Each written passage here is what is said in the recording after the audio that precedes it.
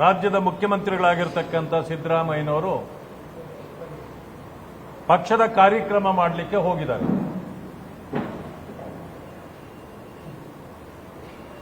ಕಾರ್ಯಕ್ರಮ ಮಾಡತಕ್ಕಂಥ ಸಂದರ್ಭದಲ್ಲಿ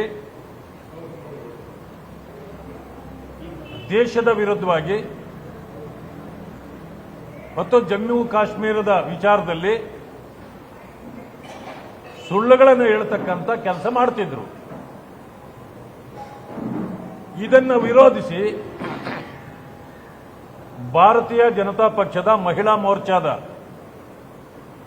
ಮುಖಂಡರು ಮತ್ತು ಕಾರ್ಯಕರ್ತರು ಕಪ್ಪು ಬಟ್ಟೆ ಪ್ರದರ್ಶನ ಮಾಡತಕ್ಕಂಥ ಕೆಲಸವನ್ನು ಮಾಡಿದ್ದಾರೆ.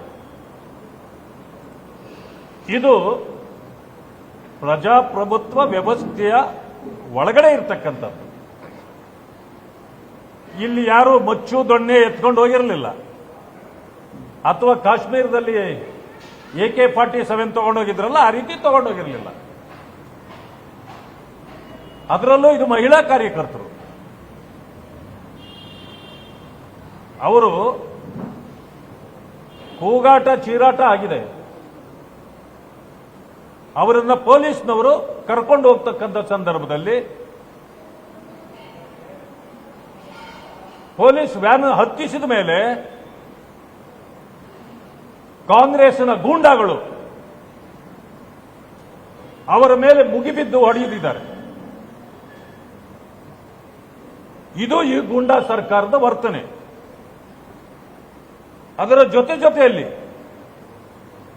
ಯಾವನು SP ಅಂತೇಳಿ ಕರೆದಾಗ ಅಡಿಷನಲ್ SP ಬರ್ತಾರೆ,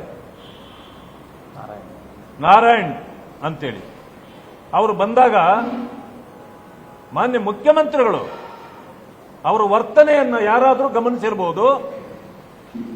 ಕಪಾಳ ಮೋಕ್ಷ ಮಾಡಲಿಕ್ಕೆ ಸಿದ್ದರಾಮಯ್ಯ ಮುಂದೋಗ್ತಾರೆ. ಅಷ್ಟೊತ್ತಿಗೆ ಆ ಅಡಿಷನಲ್ SP ಒಂದು ಹೆಜ್ಜೆ ಹಿಂದೆ ಹೋಗ್ತಾರೆ. ಹೋಗಿಲ್ಲ ಅಂದ್ರೆ ಇವತ್ತು ಅವರಿಗೆ ಕಪಾಳ ಮೋಕ್ಷ ಆಗಿರ್ತಿತ್ತು. ಇವರೇನ್ ತಿಳ್ಕೊಂಡಿದ್ದಾರೆ? ಪೊಲೀಸ್ನವರು ಇವರ ಗುಲಾಮರು ಅಂತ ತಿಳ್ಕೊಂಡಿದ್ದಾರ? ಮಾನ್ಯ ಸಿದ್ದರಾಮಯ್ಯನವರೇ, ಮಹಿಳಾ ಮೋರ್ಚಾದ ಕಾರ್ಯಕರ್ತರ ಹೇಗೆ ಬಂದರು ಅಂತಲೇ ನಿಮಗೆ ಗೊತ್ತಿಲ್ಲ. ನಿಮ್ಮ ಇಂಟೆಲಿಜೆನ್ಸ್ ಫೇಲ್ಯೂರ್ ಅಲ್ವಾ ಇದು?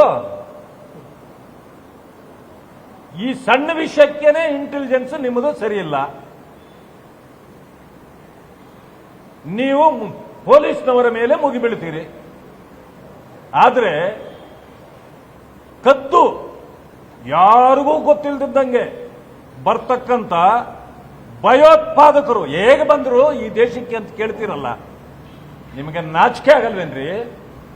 ಮುಖ್ಯಮಂತ್ರಿಯಾಗಿ ನೀವು ಮತ್ತೇನು ನಿಮ್ಮದೇ ಪರಿಸ್ಥಿತಿ ಹಿಂಗಿದ್ರೆ ಈ ರಾಜ್ಯದ ಜನರಿಗೆ ಯಾವ ರಕ್ಷಣೆ ಕೊಡ್ತೀವಿ? ನೀವು ನಿಮ್ಮ ಇಂಟೆಲಿಜೆನ್ಸ್ನೇ ಸರಿ ಇಲ್ಲ. ಇದು ಸಣ್ಣ ವಿಷಯಕ್ಕೆ.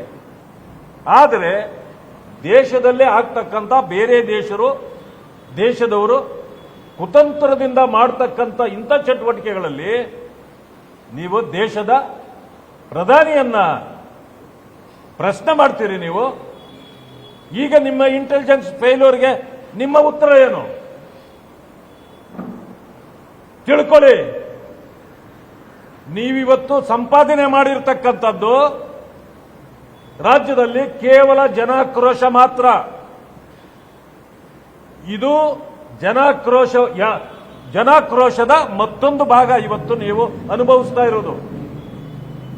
ಇನ್ನು ಮುಂದೆ ನೀವು ಎಲ್ಲೇ ಹೋದ್ರೂ ಕೂಡ ನಿಮ್ಮ ಪರಿಸ್ಥಿತಿ ಹೀಗೆ ಇರುತ್ತೆ. ನೀವು ಎಲ್ಲೇ ಕಾರ್ಯಕ್ರಮ ಮಾಡಿದ್ರೂ ಕೂಡ ರಾಜ್ಯದ ಜನ ಇದೇ ರೀತಿ ಉತ್ತರವನ್ನು ನಿಮಗೆ ಕೊಡ್ತಾರೆ ಅಂತಕ್ಕಂಥ ಮಾತನ್ನು ಹೇಳಲಿಕ್ಕೆ ಬಯಸ್ತೇನೆ.